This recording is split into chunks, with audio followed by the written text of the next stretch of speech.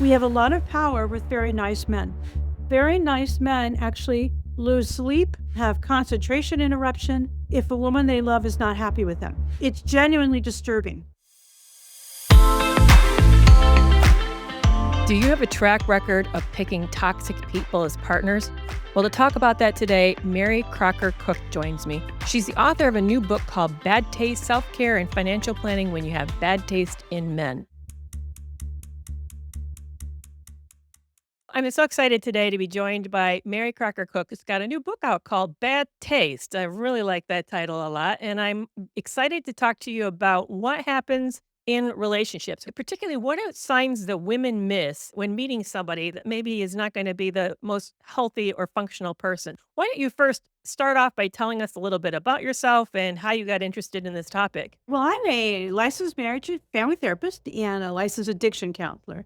And I've always worked with both areas. And one of the things people have in common, and I certainly have my own experience with, is missing the red flags, right? And so, what brings people into treatment most of the time, whether it's general counseling or even ultimately addiction counseling, is relational issues, okay? For difficulties with our loved ones, whether it's family members, significant others, and our difficulty managing our emotional reactivity in those situations.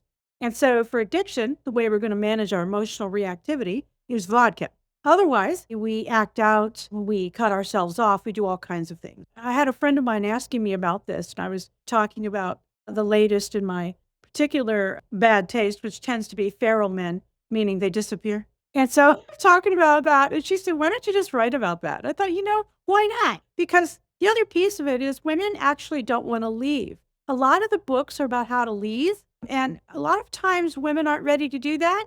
And at the same time, they're not in really good situations. And so what I wanted to speak to were women who are in hard situations. They're in process. They're not sure what they're going to do, or they're leaving, but they're stepping in it again. And let's figure out where these patterns are coming from. So that's what sort of prompted me to go ahead and do this.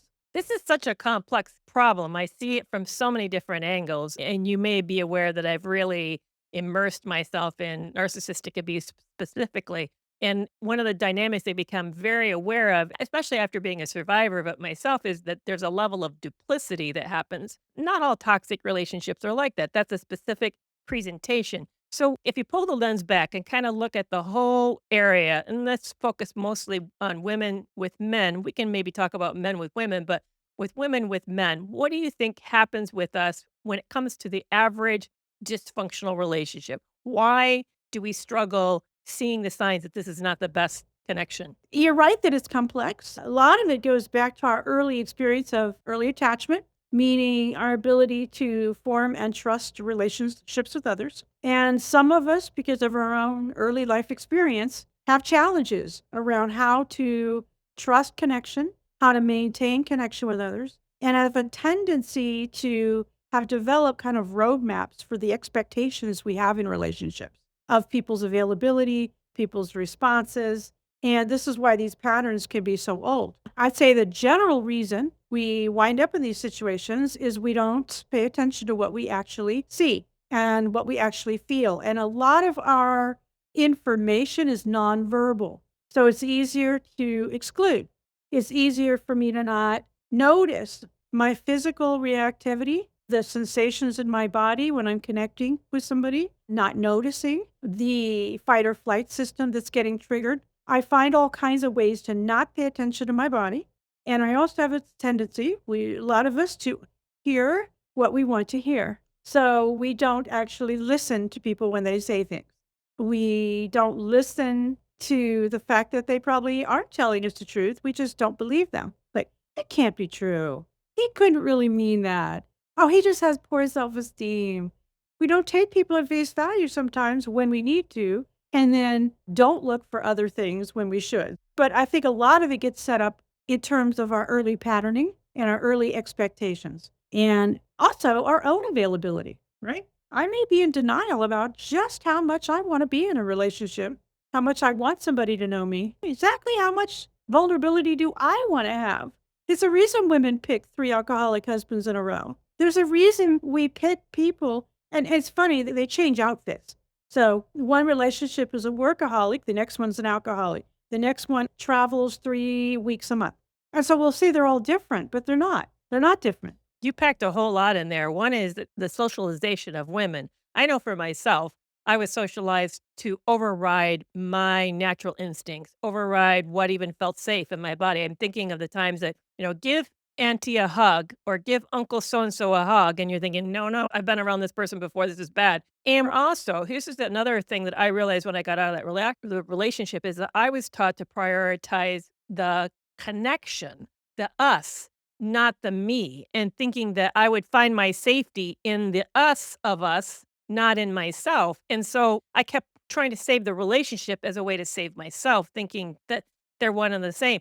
And then you also made the really powerful point of maybe we ourselves are not all that interested in intimacy. So we find people who are distant as a way to preserve the distance that we need, but then we get to blame the relationship for our inability to connect. So there's a whole lot in there. I want to circle back though to the first one, the socialization of women. I think women don't realize, maybe we're getting better. Maybe Gen Z and millennials are doing better than this, but I know that my generation or those around me, that we really weren't taught that men were socialized different, that men see the world differently. So let's talk about that. How do you see men and women viewing relationships as you've worked with people? Because one of the things I've noticed is that my sons, for example, don't necessarily worry about the healthiness of the connection as much as I do. That I really, if I'm not careful, I'm carrying a lot of the emotional burden of the relationship, whether it's with my kids or whether it's with my partner.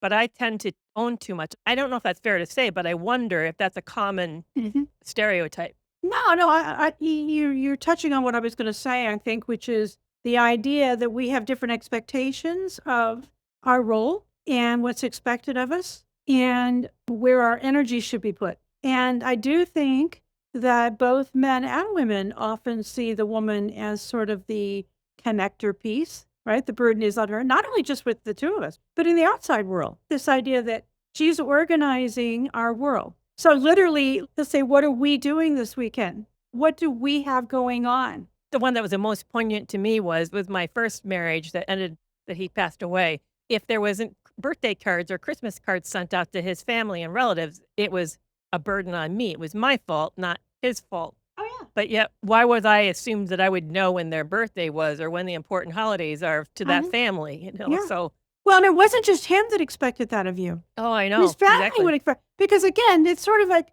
this assuming this is generational, right? But this idea that yeah, we need to carry the connectors forward. Okay. So yeah, I'm supposed to remember your birthdays and the fact that somebody has soccer on Saturday and the fact, yeah, absolutely. Now, what I do see generationally different because I've been doing this since 1987. So I've seen a lot of development generationally in the way men participate with their children, which is interesting. When I first started, men would still refer to themselves as babysitting their own children. They say, "Oh, I have to babysit the kids." Like, those are your children. Anyway, so I don't hear that anymore. I definitely see men feeling more participation and ownership of what's going on with the kids, which has been a nice thing to see. The women still have a very high expectation of him participating in the household in ways that are not happening still. So it's interesting. I think they're translating more availability with the kids as availability to the household in general. And I don't think that's necessarily a crossover. And so the resentment around, well, you'll take Billy to whatever, but you won't help me with the laundry. It's like, but I think part of it is still mindset in terms of what's actually expected of me here. So the fact that I take Billy to parties is such an upgrade over my own dad. What the hell is your problem, lady? You know what Yeah, I yeah, mean? that is fascinating. I've noticed that too. Men say, "Well, I help," and or I'm involved, and like, and I've heard women say, "Yeah, but not enough," and that the women are still doing probably a second shift that men are not doing, or at least more work that men are doing. And I don't think there's an awareness of it. But that's a good point. That maybe the language is wrong. Maybe we're talking about two different things, and there's a miscommunication that's happening. Do you think? I mean, I've there's been very fascinating dark figures that have crossed the social media that's taught very bad messages and taught bad things. What impact has that had? I'm thinking of the Andrew Tates and the Neil Strauss even with the game. How do you think has it changed things? Yeah. Has it not changed things? What's your thoughts on that? Well, okay, so I was talking to a guy a couple weeks ago, and he was explaining to me how he listens to one of these guys, podcast guys, right? And he's saying, well, he's taking advice from them on what I would call game playing, making sure that he doesn't go first, that he doesn't look like he can't get, you know what I mean? Like this Yeah. kind of advice he's getting over making sure that he's not walked all over. So again, the languaging being if you don't protect yourself, women will disrespect you. They'll treat you like crap, right? So that somehow men need to like show that they're man, right? And Yeah, that's what we want. We want that. Women want that, right? well, yeah, there's this sort of this alpha versus a beta debate out Yeah. there. It's even like, is that even a real thing? I mean, if is it actually found in the world, in the animal kingdom? I'm not even convinced. I think there's like differing research that suggests that maybe it's not. But here's the other problem I have that I thought's really interesting dialogue, and that is, where does the power really reside? Women would say that the power resides with men for the most part because we're at risk when we're with them. I mean, literally, I mean, I think there's a famous quote, I'm trying to remember who said it, is a woman's greatest fear is that the guy is gonna harm her, like, physically devastate her, and the man's greatest fear is that he's gonna be ridiculed. I'm not quoting it exactly because 'cause I'm trying to be careful with my language here, but it's a very different perspective. But what I've heard recently is that there's a lot of people, maybe more in the incel circle or red pill circle, that say that women hold the power when it comes to sexual access, whereas women would say, no, men hold the power because they are physically dominant. Do you see that kind of tension playing out in women's bad taste in men? Well, it's interesting. It is true that men do see and always have women as having a lot of power because we do. And I'll say, let's put it this way. We have a lot of power with very nice men. Very nice men actually lose sleep, have concentration interruption if a woman they love is not happy with them. It's genuinely disturbing. They don't like it. Okay. And they do, for the most part, see women as the hinge for that because they don't want to be pushy. They don't want to be aggressive. And so they either feel like the agreement is they have to initiate, but she's always the yes or no. So she's always the gatekeeper, but he has to Yes. take the risk. Exactly, and that women want that. They don't wanna take the risk, and they'll say that. I think he should initiate more. It's so interesting. And what men will say is, "I wish she would initiate because then I have to do the initiation and I get to be rejected. Why can't Mm, she initiate when she wants it?" I mean, it's a very challenging topic, and I see this across age groups. So, yeah. yes, men are not insane to think that women do have a certain amount of emotional control in the relationship. They do, and it's largely because men grant it to us. When you talk about bad taste, what you will see is men who do not grant it at all. And in that case, they actually don't share power. See, what happens is this idea that there's no such thing as shared power. So that's what happens in all dysfunctional relationships. Only one person gets to have it. It's not an exchange. So, for example, if the woman is, okay, she is deciding whether or not we get to have sex, there is an onus on him because he also has power in the relationship to treat her in a particular way where the connection is possible, right? So, really, both people are responsible for what happens in that relationship. In a dysfunctional relationship, that's not true. One person has all the power, one person makes all the decisions, and the other person needs to manage with that So somehow. give an example of what that looks like as opposed to the earlier example Right. that you gave. I want to have sex and you owe it to me to give it to me. And so I'm going to pout and I'm going to yell at you and I'm going to make your life a living hell by being annoying and not even physically threatening, just, harangue you until you finally give up and have sex with me because I get to have sex, Yeah, right? yeah. In my So how case, it you was the feel about opposite. it. I get to say, no, we're not going to ever. But yeah, he was the gatekeeper. I was not the gatekeeper. Exactly. One person is, yeah. So there's no exchange of power in that situation, right? She can't negotiate. She can't say, what should happen is an exchange. Okay, maybe I don't want to have sex tonight because I've had a horrible day and I have two 2-year-olds and all I want to do is sleep. Okay, can we negotiate? What about Thursday? And we negotiate. But in dysfunctional relationships, it's all or nothing. I started even thinking about how coercive control gets manifested in these dysfunctional relationships, which it moves outside of just the bedroom, but it's pervasive. I was thinking about a typical example of our schedule would be he knew I needed a lot of sleep, but he would watch TV in the bedroom after telling me in the first part of the relationship we'd never have a TV in the bedroom because of moving to a new location that happened to have one. Now he's watching it till 3, 4 a.m. in the morning when I'm trying to sleep. And then he sets the alarm hours earlier than it needs to be, like roughly at 6 a.m. in the morning, he'd set it and then proceed to get up and talk to me and get going for the day, even though our first appointment might not be till 9 a.m. So even though it felt like we were supposedly sharing the schedule, we were running a business together, negotiating all the ins and outs of it, it was clear that the person who actually was in control was he. He was controlling the time. He was controlling the amount Absolutely. of sleep I was getting. Yeah. And what he would say is, well, if I don't go to bed with her, she gets all mad. Mm. Okay. So I have Yeah. to go to bed on time and I can't Yeah. sleep. So what am I supposed to do? This is hard. At the basis of most good relationships of any kind is a belief in each other's positive intent and that I truly trust that you have my interest at heart. So if it actually did upset me, you would work with me. That level of trust has to happen. Right. This is why I say in good relationships, the fact that the partner would say, I can't sleep, I'm tired all the time. The other person would say, well, honey, that's not reasonable. We need to find a solution because I care about you and I don't want you to always be tired. That's how that's supposed Right. to go. Okay. Right. And I think circling it back into bad taste is that women miss that the partner Oh, that they have isn't invested, that this is basically one person trying to hold up the emotional boat of the whole relationship. There's not two people in the boat, there's no, one person. that's right. One person is doing their best to make it work, Yeah. right? And a lot of flexibility around doing that. And in the book, I list different types of people, men that don't work or men that are married or men that are loaded. I mean, there's all kinds of versions of this, okay? But the bottom line is unavailable, okay? I'm not available to participate with you in an equal way. I'm not available to participate with you in any kind of shared experience here. And I might give lip service but part of this also, Carrie, goes back to this idea of my ability. What do I expect from a relationship, right? So it is not a coincidence that I pick feral men, Gary. Okay. All right. So yeah, I was gonna follow up and It's say, so you're lucky, saying yeah. So what I've had to work with is what's up with that?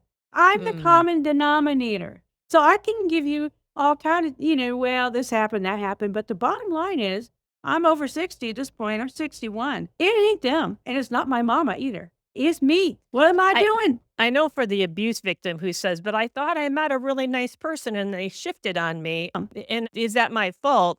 I don't hear that you're saying, "No, it's not necessarily their fault," but maybe at that point, it becomes what keeps you and I know this again, this is a highly complicated issue. What keeps us is the mixed messages that this very dysfunctional person is sending of, "I'm in, no, I'm not in, I'm not in," and I know that I've shared my audience knows what I've shared is that he would read books with me underline them, discuss them, go to therapy, say he never worked harder to save the relationship. And it was only later I discovered he was still trying to hook up with people. So he was not actually in the relationship. And I have to admit that my gut sensed there was something off. I even confronted it at one point and said, it's like we're playing the hokey pokey game, but when it comes to putting your whole self in, you never do.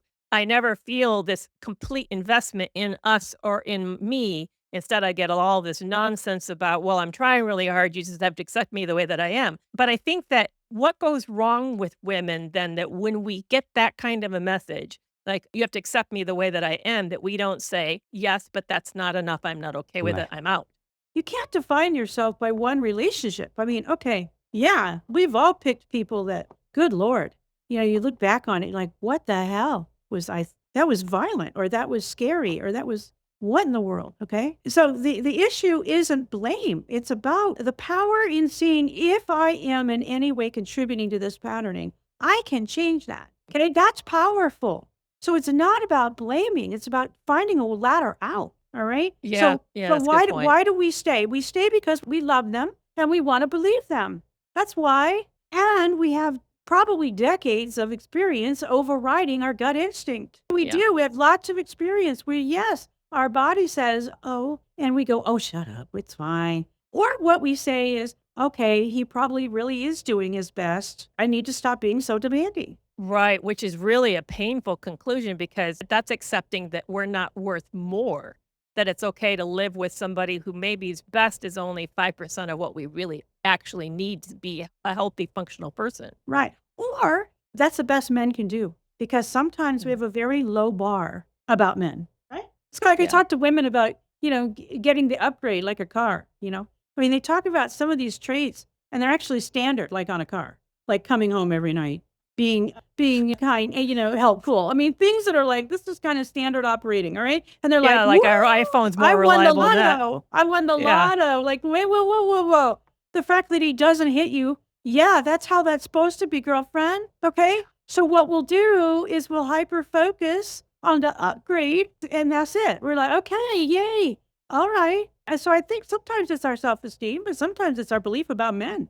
We just That's don't a- have a very just- high opinion of men. We That's a tend to very- think they're just kind of whiny, and we don't think much of them. We're like, we treat them like I see women treat their men like children all the time. They'll even say, I've got a fourth child in the house. I mean, really demeaning shit about their men. And, you go back in their history and you're like, oh, yeah, I see where that came from. Yeah, not a lot of really good male role models and pretty low expectations of men. And which isn't good for the men either. No, but Yeah. I remember that my late husband, and he came from a very traditional home, he'd say, I deserve to have what my dad did. Oh. I'm thinking, yeah, but your dad was never home, and you even yourself said he was, as much as you loved him, he was a great father. So we're using that as the role model here. Yeah. Yeah. I say this to my male clients all the time. Look, your daughters are going to date you, boo-boo. So you make a decision about what expectations you want to set for her.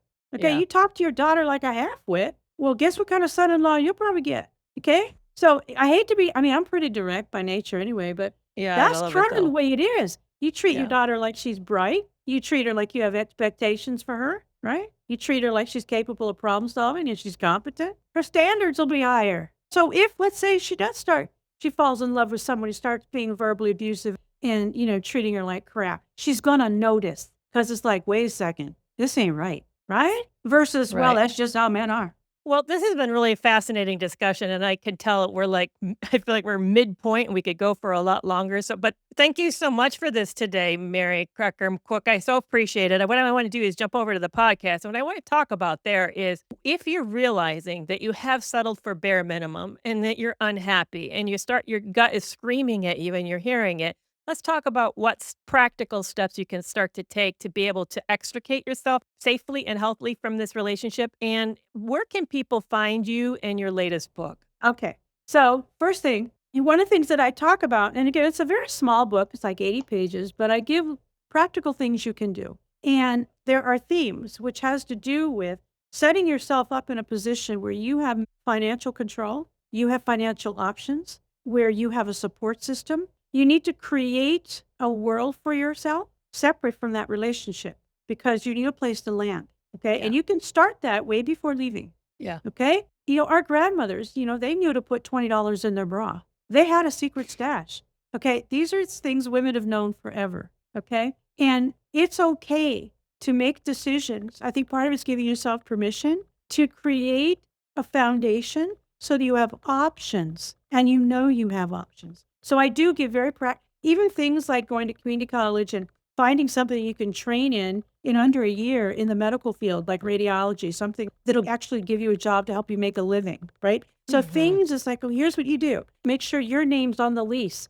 Things that give you options. Because Yeah. the biggest enemy we get is trapped. I Yeah, mean, there's yeah, emotionally, I feel trapped. And then there's literally, I'm trapped. 99% of all narcissistically abusive relationships include financial abuse. Oh my God, This is- yes. Yeah, yes. this is a common problem. So Yes. I love that you have Huge the very control. practical suggestions. Absolutely. So where can we find you? Oh, okay. You can find me at marycrockercook.com, just my name. You can find my books on Amazon or marycrockercookbooks.com. But, part of this really is recognizing you're not in this alone. There are support systems. Basically, when you're in a nutty relationship, your reality gets all swirly, and you need to talk to people for reality testing. Yeah, Okay? absolutely. And it helps Absolutely. you feel sane. So we're going to jump over now and talk about how to extricate yourself safely. So thank you Okay. so much for joining us today. I really appreciate it, You're Mary. welcome. Well, that's a wrap for this week's episode. Are you following me on TikTok, Facebook, Instagram, and YouTube? You can find me at Kerry McAvoy, Ph.D. Or you can learn more about me and my resources such as the Toxic Free Relationship Club at kerrymcavoyphd.com. And I'll see you back here next week.